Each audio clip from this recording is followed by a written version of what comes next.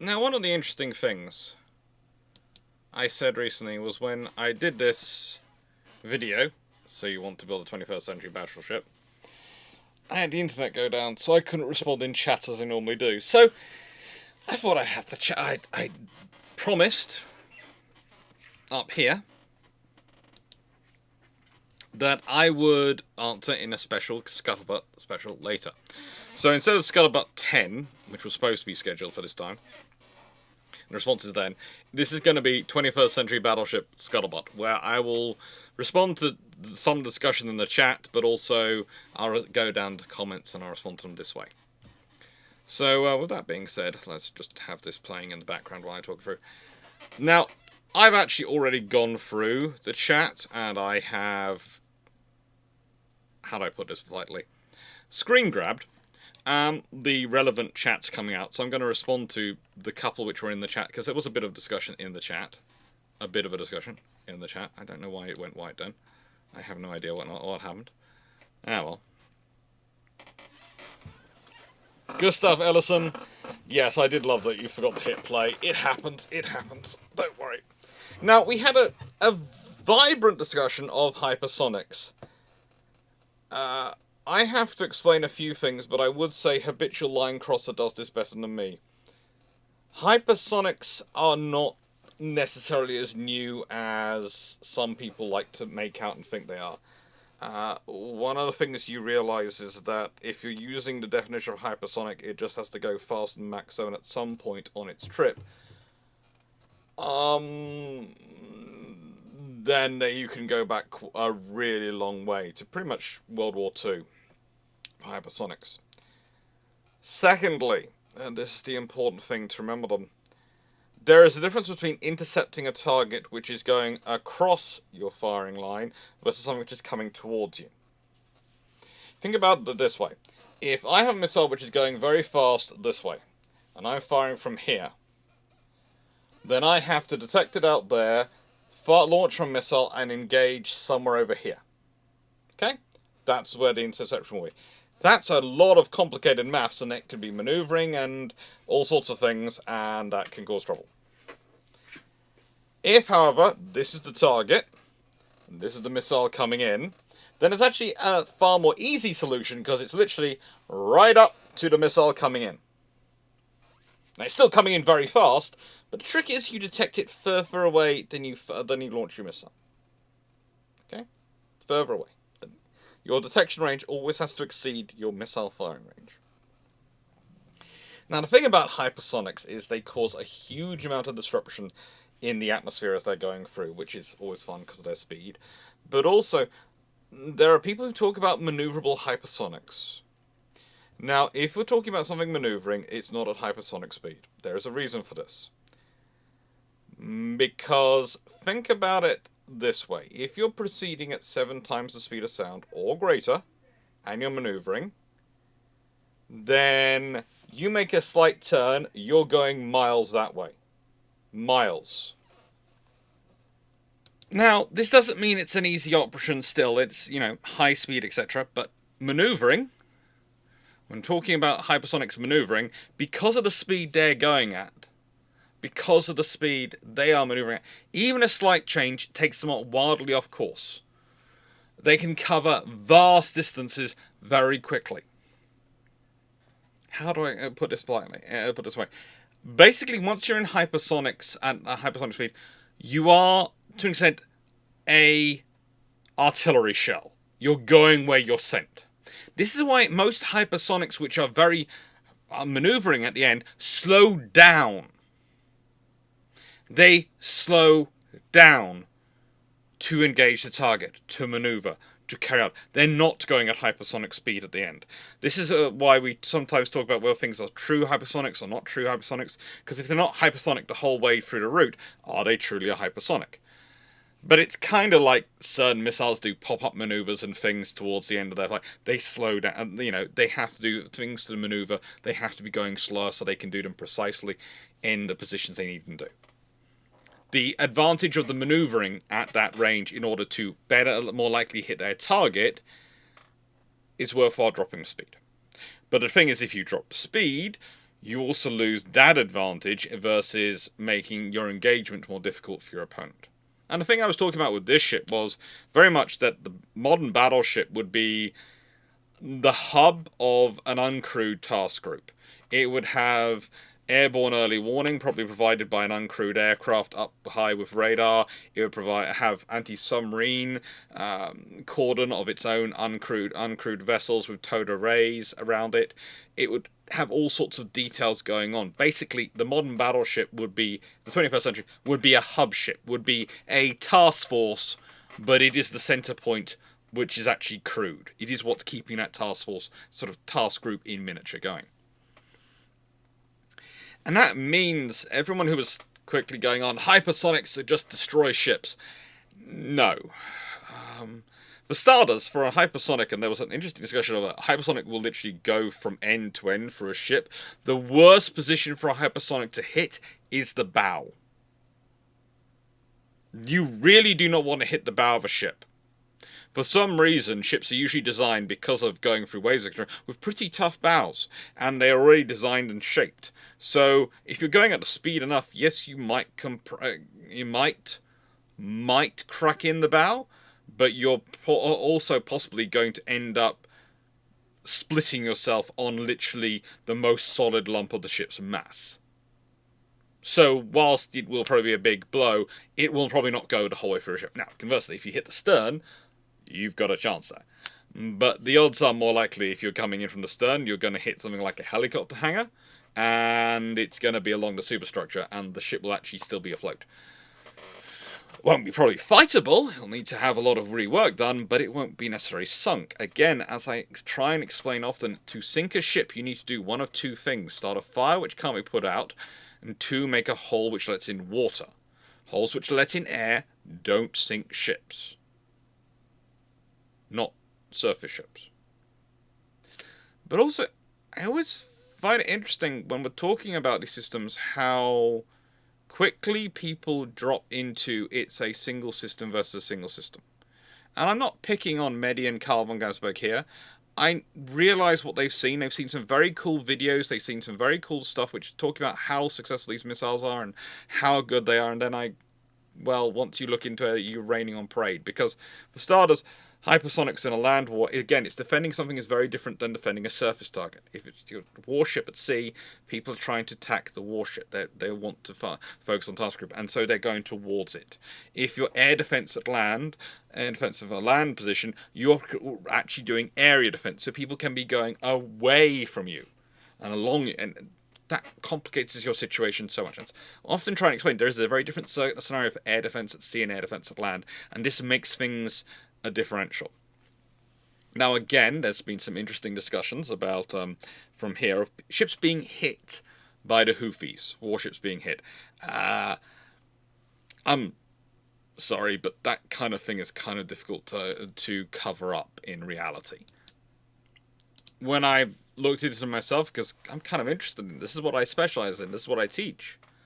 War studies, naval warfare. I've gone and looked into it and gone, it's not adding up. It's not adding up. I'm seeing things in the Times of India and these sort of papers, and, well, they sometimes have... How would I say this? The Times of India has some very good articles in it, but also has some articles in it which I sometimes question the sourcing of. And there again, I question the sourcing of a lot of mainstream media in the UK and America, and I find it very funny sometimes that people will then go and quote newspapers from India, etc., and go, no, these are accurate. I question all the mainstream news in Europe and in America, but I'm going to take... And I'm sort of going, yeah. Look, the main reason usually, in my experience, they're not actually outright lying, it's just their source of information is wildly overblown, or they actually don't understand what they're talking about. If American warships had been hit successfully by the Houthis, the question you have to ask is, A, would the American government have kept it quiet? B, would the crew have kept quiet in the modern social media age, and it not have leaked out? And considering the number of people you have aboard an American warship who would know if they'd been hit and possibly would be casualties, you start to realize very quickly you're talking about thousands of people would have to be involved. And again, just think how difficult it is to keep parties secret from a secret birthday or surprise birthday party secret from an intended person with just a couple of dozen people involved. Humans have a habit of talking. They talk a lot. We would have heard more.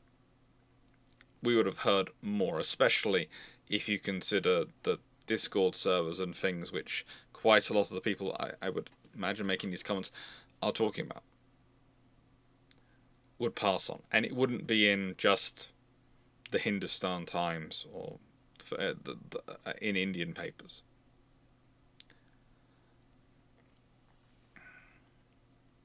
So yeah, I can see where they're coming from, but I don't think those missiles hit anything.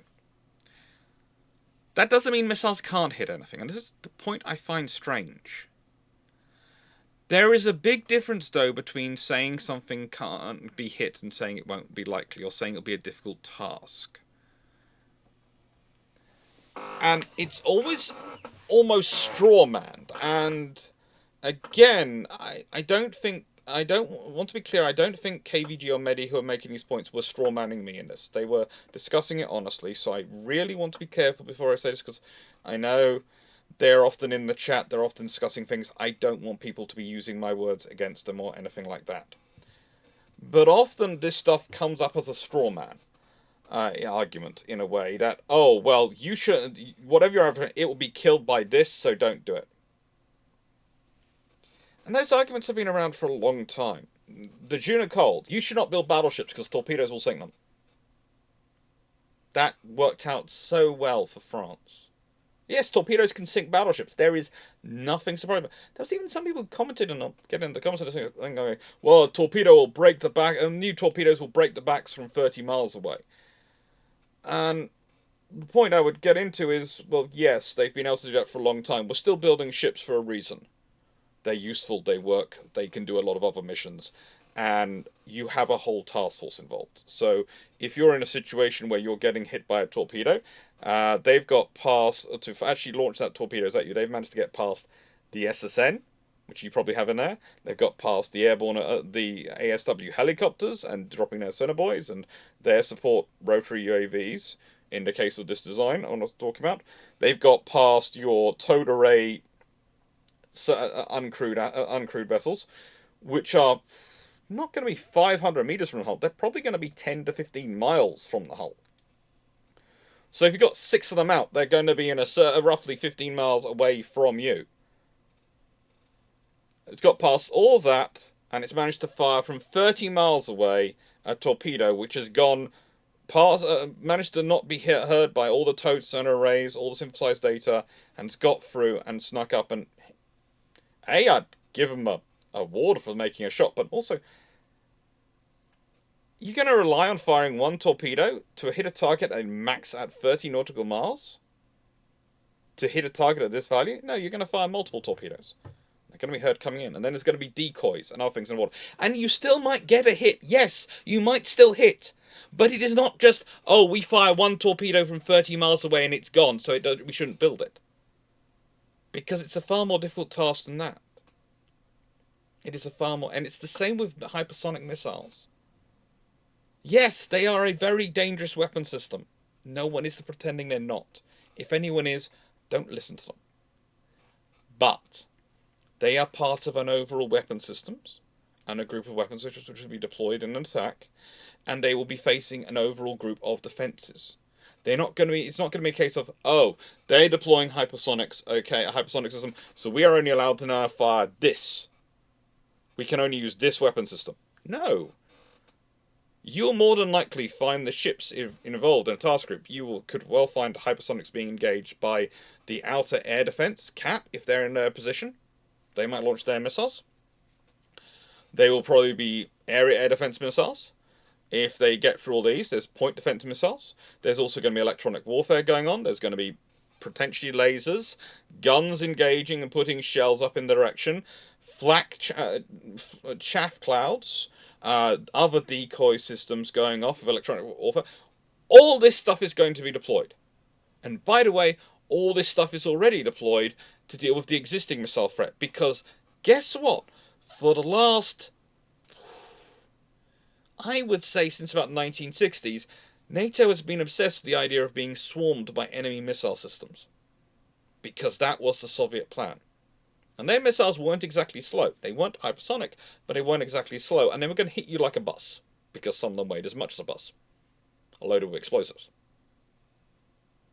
And their plan was to try and launch hundreds of missiles at a task group at any one point to overwhelm it.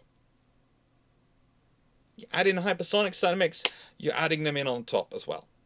And the other thing about hypersonics is they are incredibly expensive. They are incredibly expensive to make. You are not going to risk them on a minor target. You might risk them on this. But in the scenario where you're going to be facing against an opponent who's got hypersonics, in that scenario, the odds of you deploying a lone battleship with its uncrewed escort vessels is very low. There'll probably be a submarine somewhere around there as well, and there might well be a carrier battle group sitting back, with the battleship when its task group of uncrewed vessels being the forward up threat ship. It'll be an overall force structure it'll be part of. And then we had the various ideas of the MAVs and the MERVs. Now, there are various systems in the ICBMs, and those came in with Melanie 1640, who also was talking about this stuff. And that, of course, refers probably to the Chinese anti-ship ballistic missiles. Now, again, there are problems with using those. You fire ballistic missiles, you better hope people don't think you're firing strategic ballistic missiles or things with nuclear warheads. If you are, you could find yourself in a nuclear exchange very quickly. So that is a battlefield complication. And I would argue one of the reasons why China and other powers are looking into hypersonics so much and into these systems is because they want to get away from using the ballistic missiles threat, because the ballistic missiles work best as a strategic system for the nukes and the nuclear deterrence. If you want to use them for anything else, they can get complicated very quickly. Very, very complicated. Very, very quickly. It sounds such a good idea on paper, and then once you get actually into using it, people go, because it can be misinterpreted so easily. Yes, you can have them clearly, and they do have them clearly demarked, and they're clearly in a different area, and we'll do all this separation, but the fact is it's still a ballistic missile. And whilst it might have an anti-shipping role, you can use it for other attacks as well, or I don't want to say conventional attacks, but more traditional ballistic missile targets. And again, the problem is your targets move. And in order to engage and spot the target when you're approaching it using radar and other systems, you don't want a film of plasma in front of you. And if you don't want a film of plasma in front of you, you have to slow down. That's pretty much the only way to deal with it. At the moment, at our current technology. These things can change. Technology will change. But as our lasers, as our microwave systems, which are coming in as ways to deal with drone swarms, as are most people discussing, well, hang on, if you can use a microwave system for it, what about that great big powerful search radar we have on our ships? And all the navies are being very quiet whenever anyone discusses that. I would like to point out that. There is no confirmation, no denial of it, but every time the discussion goes, so what about the great big radars those ships have? The navies just go very quiet. Very, very quiet. And the whole point about this ship was it was supposed to be designed not so much to be impervious from damage, as to be very difficult to sink, very difficult to stop being able to work, and if you did achieve that, the crew could get away safely.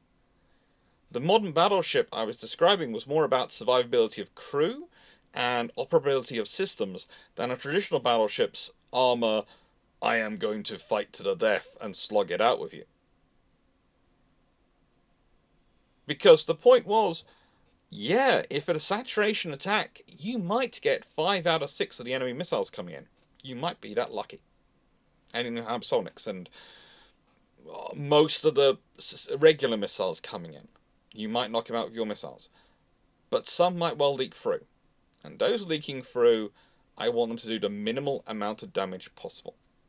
And that also led to another discussion, which was quite common in the comments, and I'll talk about that in a second, about shaped charge warheads and how you can get through. And again, that's correct. The thing is, though, you're making it more difficult. You're not making it impossible. One of the really strange things you have today is sometimes people think because there is a counter to something, it isn't worthwhile doing because it can be countered. But sometimes it's still worthwhile doing because of the time it adds. In the case of the armor, the shaped charge makes them blast through, but might mean they get through into that compartment, but not into the next compartment, which can add survivability to your crew. Or it can get through one layer of armor, and then in the subdivision and next layer of armor, it gets caught in that area, and doesn't blast into your VLS systems, doesn't blow into your engines. And so, yes, you've lost hull space, you've lost some of the auxiliary machinery you had in that space. But you're okay. You're okay. It's more of a philosophy of construction. More of a philosophy of construction.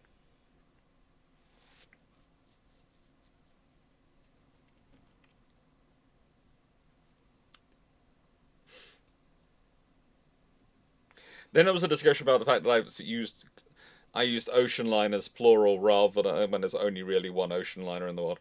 I know, but I was being nice to the cruise liners. And there's a couple of those which are bordering on ocean liner status. They're not actual ocean liners, we know that. There's only one proper ocean liner in the world. But, I was being nice. Now, Melanie 6040 came up again with 2 5-bladed props paired with 2 4-bladed props. There is a whole discussion to be had about propellers at some point, and there is an issue with propellers in that there is an efficiency point and there is a working point depending on how many blades they have, the size and shape of the blades, how you have it hooked up. But as I keep pointing out in this one, I was going for thrusters for impeller-based systems more than anything than I was going for azipods to an extent. More than I was going for shafts and traditional propellers, because I felt that was a sensible option. I was also quite intrigued to learn from the comments, and I'll get into some in a second. Someone was going, well, that means the Queen Elizabeth class only has this much power compared to old carriers. I think it's the Lexington class they use. And there are reasons for that. We'll get into that.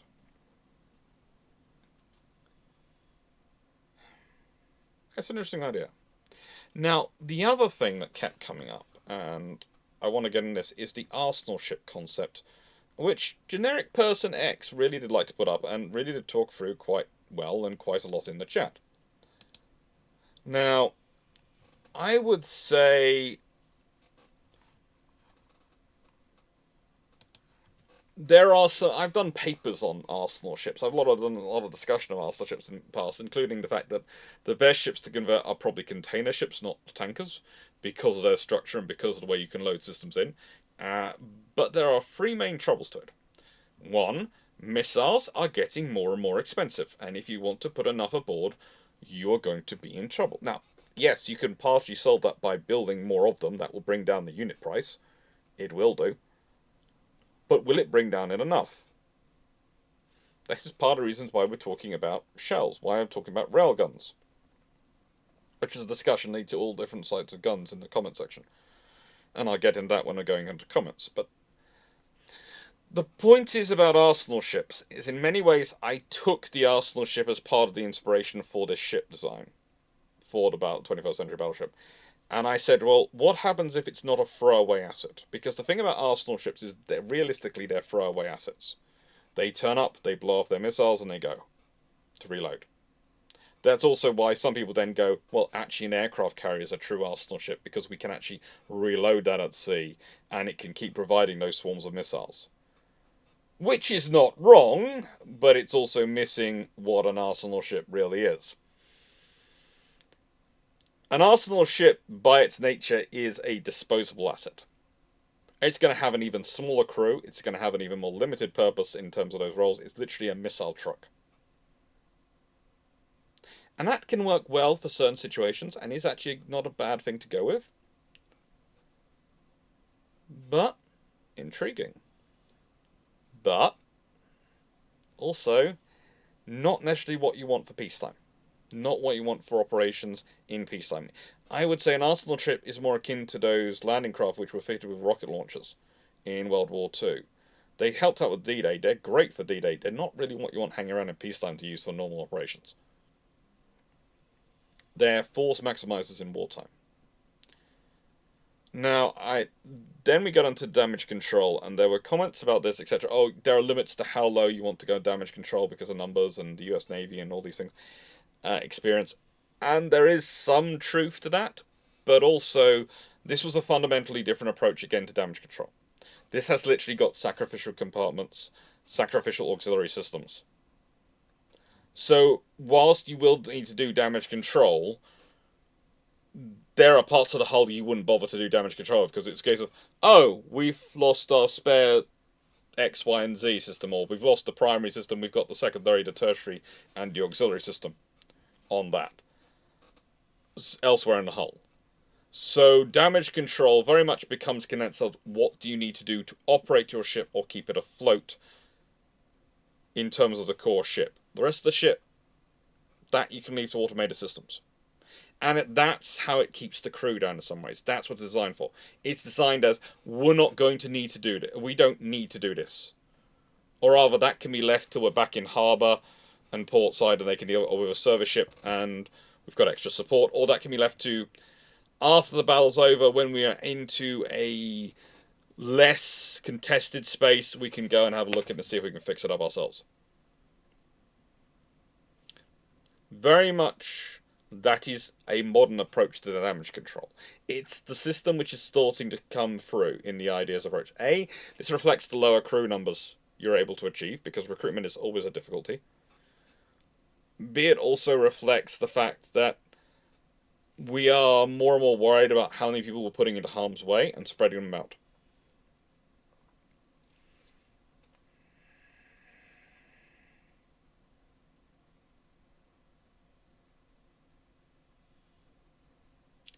And yeah, it's an interesting discussion point to me. The 21st century battleship was something which I thought through a lot.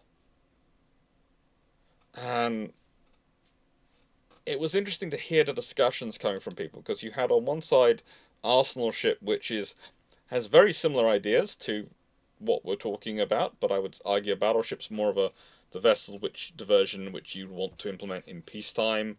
You'd want to have in your fleet, and I could honestly see a scenario where you would have this in the corner as a task group with its uncrewed assets around it, and possibly have a couple of arsenal ships with it, sort of scenario, as a huge truckload of missiles going in. But for that, missiles would have to get a lot cheaper, a lot cheaper, because even a small container ship could take more, could have more missile capacity than most navies. And it wouldn't take many of those small container ships to have more capacity than the entire US Navy. And they possibly are the best when it comes to actual strategic length VLS cells. I think from memory, in terms of actual deployable units which can go to sea, they definitely are the best in terms of numbers.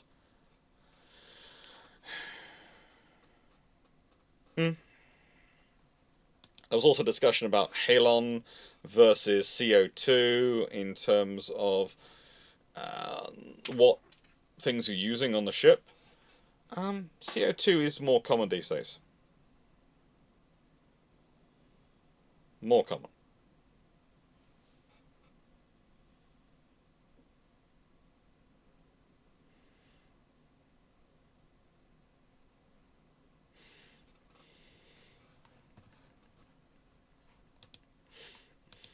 Alright. With that being said, we'll go on to the comments, shall we? Shall we leave him talking away to himself? He looks so excited. People often find it strange, and I watch my videos back and I go, I really do get into my topics, don't I? I really do enjoy myself. I hope it comes across in the videos that I really do enjoy them. Anyway, I had to put this comment in because I started to get this, and it wasn't me trying to be rude. I do want to emphasize that. It was just me basically going, if my response to those comments is literally going to be, have you watched the video? Then that does come off as rude. So I'm just going to put it in the comment top. I'll post a comment for comment responses. No one commented back to me, so no one responded with questions directly to me. There was an interesting one from Richard Cutts, which was, large navies have design bureaus, and they need something to do past time. As such, you're not surprised me to find out there are various plans for battleships already out there, being regularly updated and available for just in case. Same can be said about armies and war plans. Yeah, that would not surprise me. I, of course, know nothing, but that would not surprise me.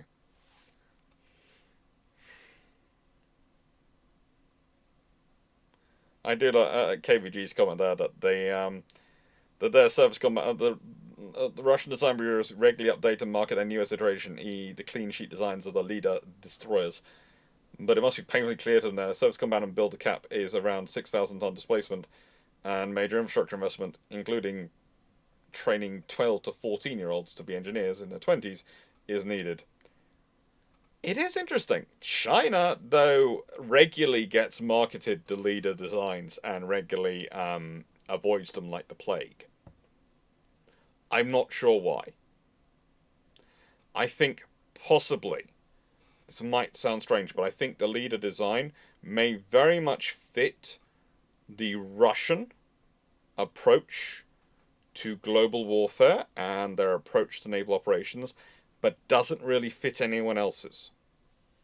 Because traditionally China's been quite a fertile market that has at least taken ideas and then modified them, but the leader designs, every time they get shown them to China, China just goes, no thank you. So I think it really might, the only thing I can see is it really doesn't fit China's concept of warfare.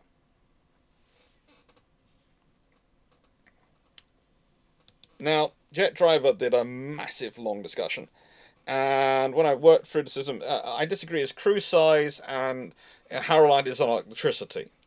It was interesting to get into these points.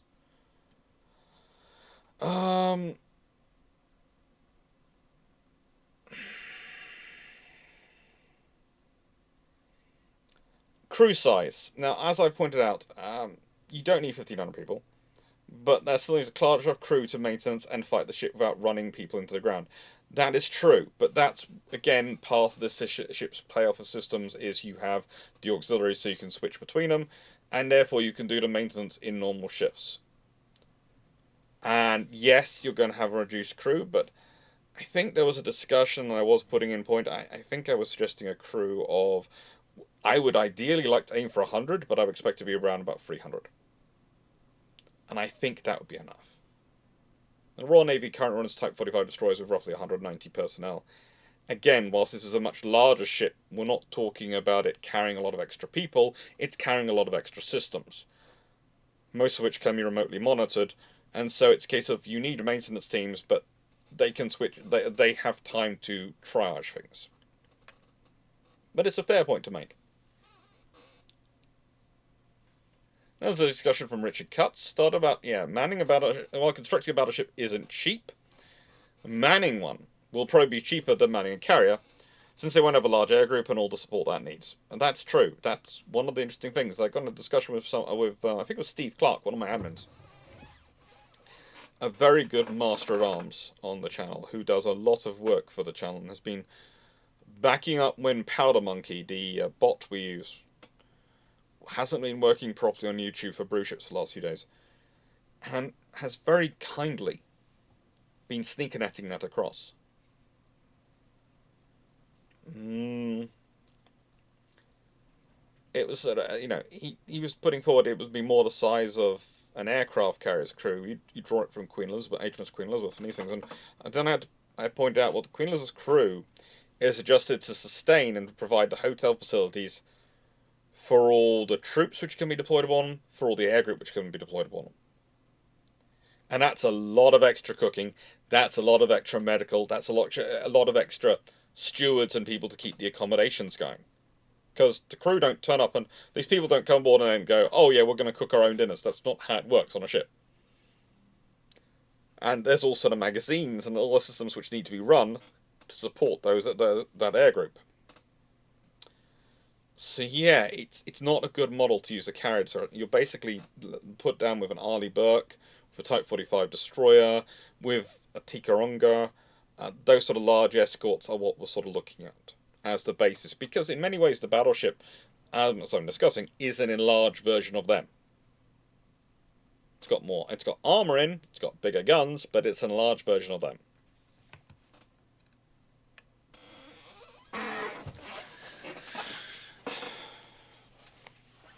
And I did love this. Green Doodly. I think Green Doodly possibly... I'm not sure if they saw my comment beforehand. I think they probably did see my comment because they literally went... Which raises an interesting point. Rather than the top or even second tier navies, would a modern battleship be more suited to them to mid-tier navies who couldn't afford the whole air group back? Particularly if you're not looking at global power projection, something akin to the Baltic Coast event ships. Which Dr. Clarke covers at around 3830. I do love it when people put in timestamps because I can go check what I was saying at that point. And exactly, that was the point I was making. For nations which are in the situations they're in, this might make sense, especially as, again, I referred to the Arsenal ship concept that Generic X, Person X was talking about. It does make a lot of sense, but you're not going to build an Arsenal ship in peacetime because it won't be able to do your conventional deterrence missions in terms of the presence missions, in terms of the diplomatic missions. A battleship could, though.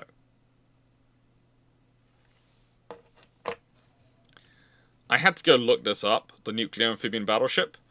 It made me giggle as well. It did make me giggle as well. Nichols 7488. I recommend against the metallic legs.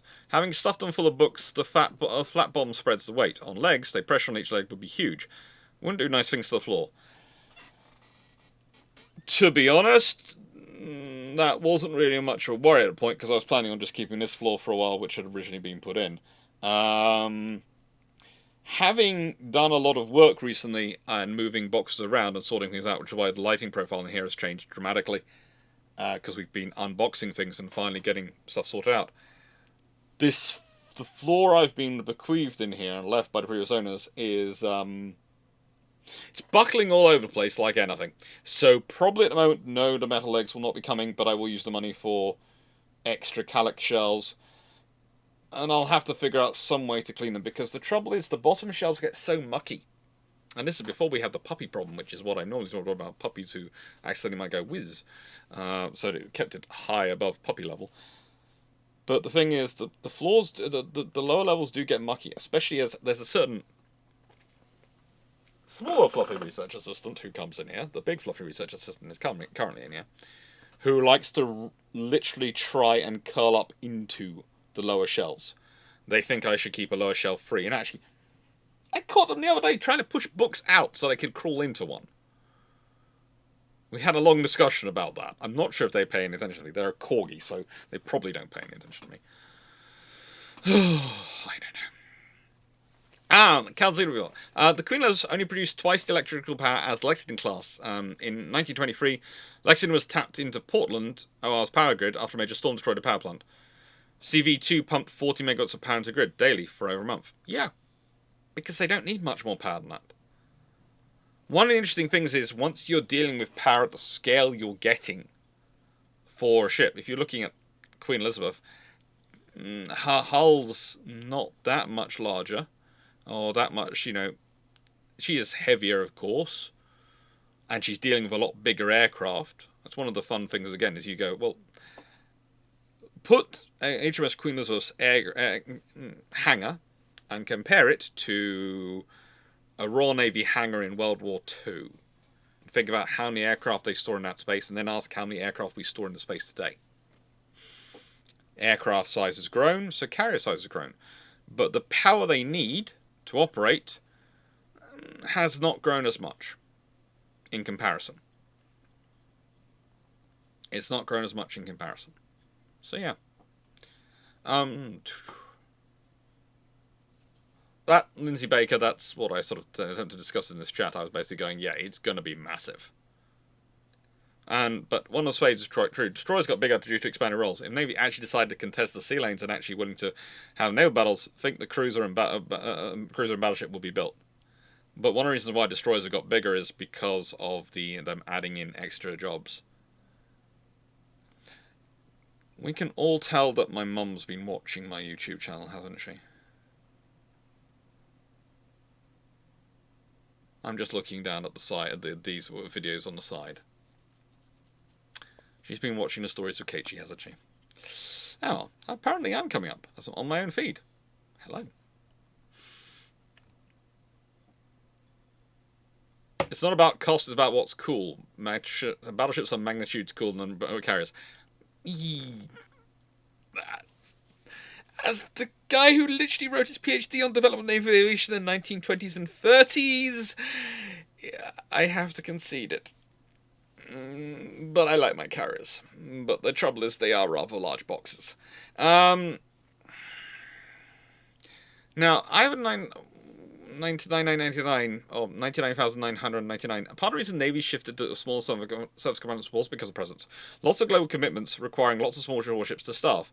Assuming a world that becomes more multipolar, nations naturally withdraw, necessitating fewer ships, more protected and more heavily armed ships. The relative cost of doubling VS load of an Arleigh Burke wouldn't double the cost or the crew of a surface command, so in that sense, it can be quite cost effective. Part of the appeal of carriers is provided air cover from offshore. I'm guessing you meant, rather than from the shore. Now, I would say yes and no on that thing.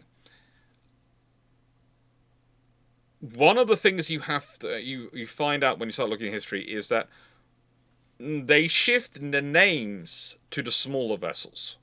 Okay? They start going, we're going to be doing our presence missions in frigates and destroyers.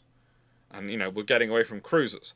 Then you look at the size of those frigates, destroyers, and vessels, and you find that they are not that dissimilar to what were being used for presence missions in the 1920s and 30s. The presence missions in the 1920s were mostly to be done by sloops and cruisers. Most of the sloops were about 1,500 tons. Most of the cruisers involved were actually the C class and the D class, and they're about 4,000 to 5,000 tons. Then look at the destroyers and the frigates, which replaced them in the 60s. It's the numbers which go down. The numbers of ships which go down. They're not going for smaller surface combatants, they're going for the names of smaller surface combatants. They're not going for the smaller ship sizes, realistically. I mean, I'm not sure where this comes from, but there is this idea that railguns can only launch solid slugs, a solid shot. They've been tested with solid shot when they were testing and that profile, but you're not as limited as that. And to an extent, Gauss guns have a similar limitation. You have to shield, especially smart systems, from the electromagnetic forces involved in a launch. But that's similar to how we have to approach dealing with emails and other systems. Emails have the advantage that they are not an enclosed space, which they're in, but, it's things we can work through. Hello, Juicy Juicy. Thank you. Some people really don't like some of the Patreon questions which come through. I do not know why. I like the Patreon questions, and by the time this goes live, we should be into Patreon suggestions for June. Might be even in the Patreon vote for June. Depends when I've structured the put up the vote.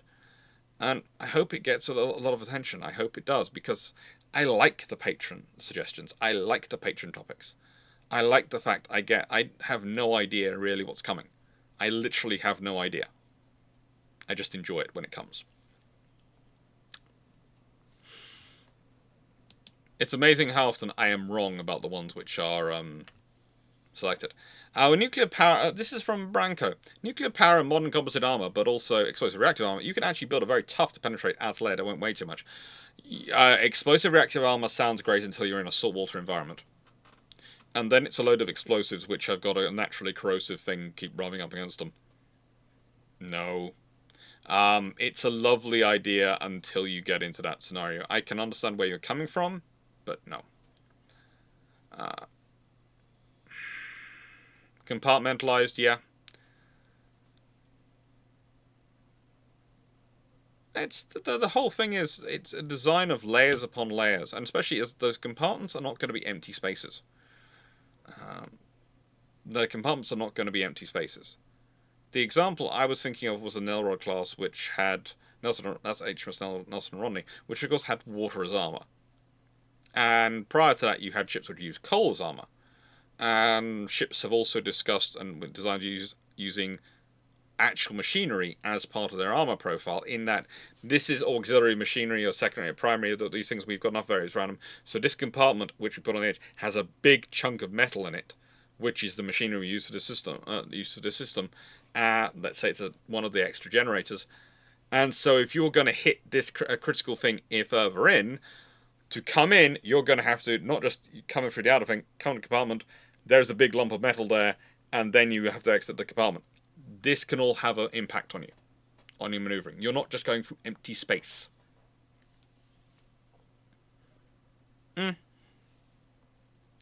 Nuclear reactors are the interesting things. I don't think so.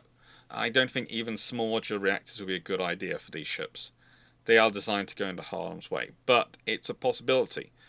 Especially if you can build, I think, a secure enough, how do I put this, internal pod, which I was sort of discussing, of the idea of having a pod which would be able to separate from the vessel and get itself out, maybe and would provide short-term accommodation for the crew while they're extracting, a sort of extraction pod for them. If that, let's say, had a small modular reactor in it, so it could operate underwater while exfilled from the area, that might be a useful idea. And second, you could probably cram 1 or 2 carrier battle groups worth of point defense for AA and subwarfare on a battleship. Yeah. Timmins, you want someone from Canada? Alright, Davin. You were saying it's before watching this, so okay, but after watching Perrin's latest Buy Europe video, I'm thinking of the mashup of Vittorio Veneto's platform hangar at the back for ships, drones, and helicopters, a load of 76mm, and all sorts of things. Yeah, pretty much, but I've gone for bigger guns. Much bigger guns. HMS Disco Volante. Thank you, Capri. Not sure what that is about. Vasquez, I wonder if a battleship might be the best platform for a laser weapon. They're limited to horizons, so have to get relatively close to fight for which you need battleship protection. There is an advantage of laser weapons aboard the ship, and it was something I was talking about. Yeah. M-class with 406mm guns, and don't think you'd want 16-inch guns on a submarine. I think firing them might cause you to actually roll over. I'd have to do some maths, especially on a modern submarine design. They're not designed with stability profile of older submarine designs, which were designed to spend most of their life on surface and were pretty much submersibles. What submarine short deployment would complement a ship? It would depend on the design, and that would be a designer's choice. But probably would have submarines aboard, because that's pretty much standard for most ships these days, to have some sort of landing force aboard. Yeah. The Japanese are building ASCV vessels of 16,000 tons, and there are lots of people building bigger vessels. Stivgar, in terms of the multiple outer support thrusters, would the additional ones be retractable pods to maintain a sleek hull profile, or would you possibly have them causing extra drag the entire time? They'd be retractable. especially the spare ones. They'd be retractable. But they would assist in manoeuvring at low speeds, and they would be extra get you home if you lose some of your primary ones. Thank you. Yeah, the robots to clean around bookshelves are necessary. They are. And I'm glad you've got the paperback copy of the book. I mean, I think possibly the hardcover hasn't come out again. That's possibly going to be possibly if we make it to a third edition, because we're already in second. The first edition was the hard copy, then the second edition is the paperback, and the third edition would be produced in both, I presume. Thank you, Squire. Stop. I'm not going to get too much into your discussion because most of your comments are actually more relevant to, as I said, the SDSR 2025 video, which is coming up on April Fool's Day, which is actually today when I'm recording this. Now, combustible light gas. Camp 002, you have some very interesting ideas, and there's lots of interesting people putting some interesting ideas in this. Supersonic missiles are a lovely thing, but again, they cost a lot of money. And as much, I think, I have looked into combustible light gas before, and the reason we've never gone down that route is realistically, as good as it could be, it is a very dangerous thing to store on a ship which is already going into combat. Even in small amounts, because of the rate of generation and because of the power required for generation, it would make other issues for the ship. Railguns are probably easier, believe it or not, to implement with modern safety procedures. Probably easier. But the railgun part is the one which had, I would argue, the most pushback. And I can understand why, because the most recent experience of railguns is the Zumwalts, which have had their guns removed, but that's in favour of Hypersonics, and they only built 3 of those ships. But also because a lot of systems for the Zumwalts were rushed on before they were ready. The Zumwalts should have probably been built with the capacity to have railguns fitted later, but not be marketed as their service entry system. They should have been built with the capacity of Hypersonics, I'd argue, from the beginning. Again, and maybe a system that could be built in to add in later. There were a lot of interesting decisions made under Rumsfeld, and one of them is we've got to go for the wow factor now, and it was the wow now. And it's led to things like the issues with the little combat ship, the Zumwalt class, all these things. I would say, considering what I've heard in terms of discussions about railguns, technologically they're still pushing forward, and they're getting more and more viable as we talk about them. Politically, they've been put back about 25-30 years because of the Zumwalt scenario and how botched it was. And you always have to deal with that in implementation of technology these days. Because it's easier than ever for people to get the idea, the image of something stuck in their mind and push it through, rather than the reality of something.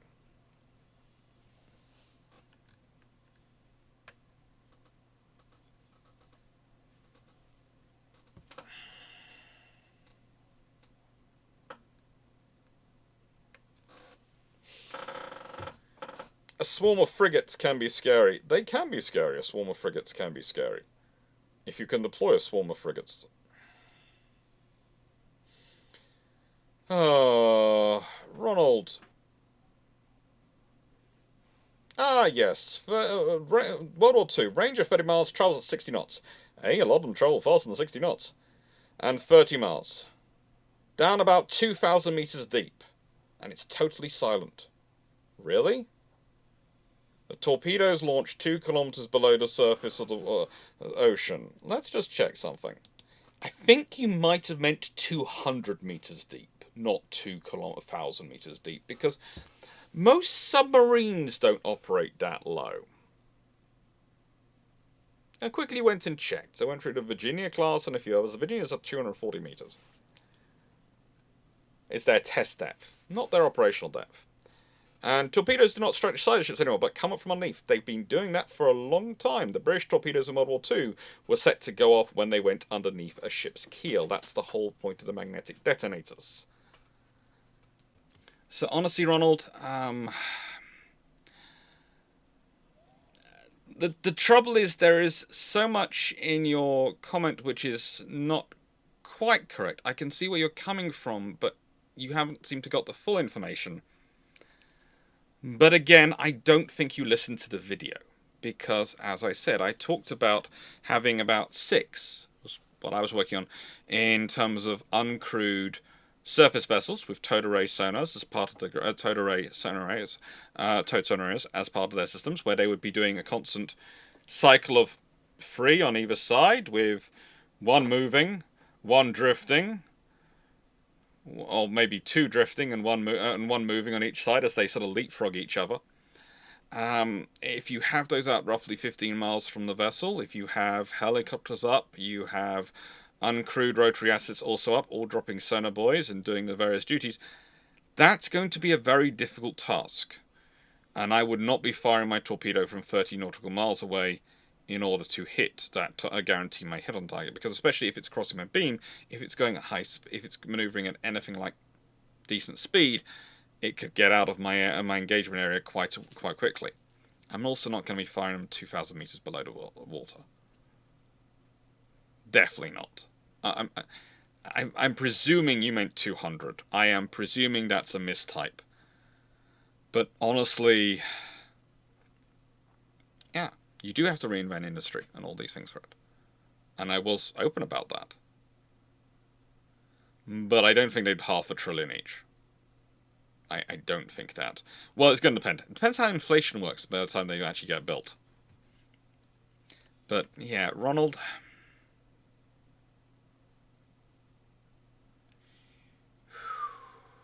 And torpedoes are silent, totally silent and can't be heard. There are submariners who wish that was the case. They wish some of those torpedoes were totally silent. They are incredibly quiet. They're not totally silent. And with 4 towed arrays, sonar buoys, and all the other things going off around the ship, and all the data being synthesized, plus decoys, maybe anti-torpedo torpedoes like the Israelis are already deploying, I'm not firing 1 torpedo. I'm firing a spread of 6 or 8, as I said earlier. Maybe 1 hits a target, maybe it doesn't, if I'm lucky.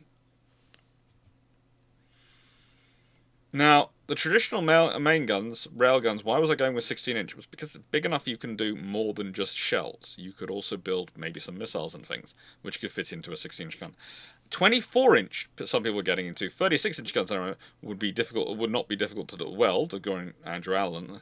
That's slightly more something, because it's not made me difficult to weld. It's going to be incredibly heavy and difficult to maneuver on a ship. Incredibly difficult.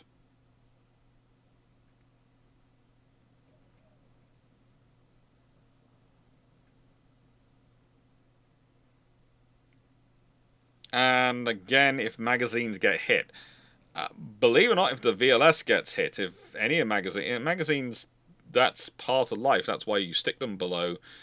Usually, and again, why I'm talking about bringing back armor is you stick them below arm. But again, most ships have magazines of ammunition aboard. Most warships have guns. This is the reality of being a naval ship. It's not that you're carrying explosives, it's that you're using explosives. There is a difference. You're not just carrying them, you're utilizing them. KVG. Alright. Hypersonics, according to you, have tasted blood and currently west of them have an abysmal intercept rate against them. Really? KVG, I'm sorry.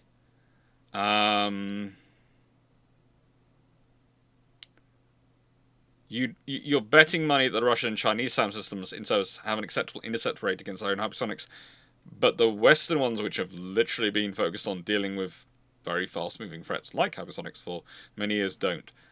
I think one of the problems, again, is you're looking at things which are systems where they're talking about them going across rather than coming towards. And that's the difficulty rate. It's the radar, the calculation, and yeah. But,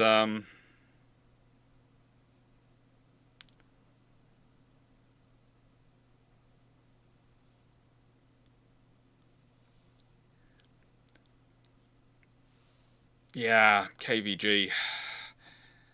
I'm not sure where you're getting your information from. I really don't. I think you're looking at one side. You always have to look at both sides, and it's somewhere in between. It's somewhere in between. And I think, judging by your comments, you're believing one side and not believing the other.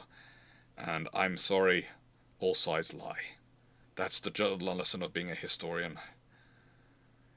In a modern environment, I doubt a pure battleship can deploy solo. It has no defense against submarines.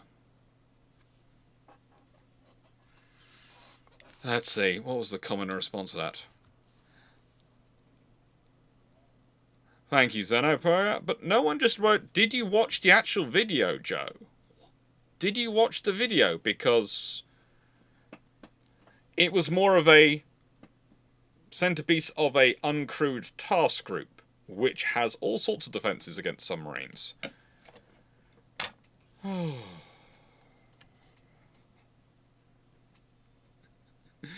Oh.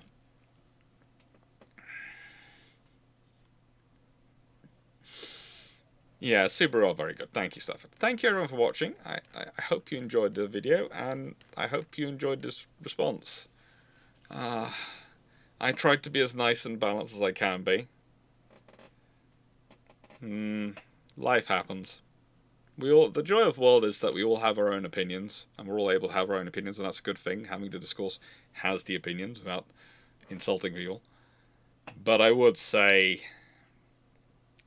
be very careful when it comes to defense and security in believing anything you see publicly from any side. Because there's always salesmen on all sides. The Vickers 14-inch gun salesman has not gone away. They've transmuted to many, many different companies. And there's also nations' desire for secrecy of their capabilities, which is justifiable. Some nations don't want to tell you what they're fully capable of, because they don't want anyone to know what they're fully capable of. And it works for them. Anyway, thank you for watching. Hope you enjoyed, and hope you found it useful. Doodles. And if you like the videos, please do consider sharing, and subscribing. This video hasn't had a shameless book plug in it, which I normally do in most of my videos, but yeah, thank you for the support. Thank you for making this channel possible, and hope you enjoyed. And I guess the question from this is there any other videos where you'd like me to do similar thing of talking through the comments like a scuttlebutt like this? Did you like a scuttlebutt like this, or would you like me to continue with the traditional one of taking out comments from various videos and sticking them in a PowerPoint and talking them through that way? Take care.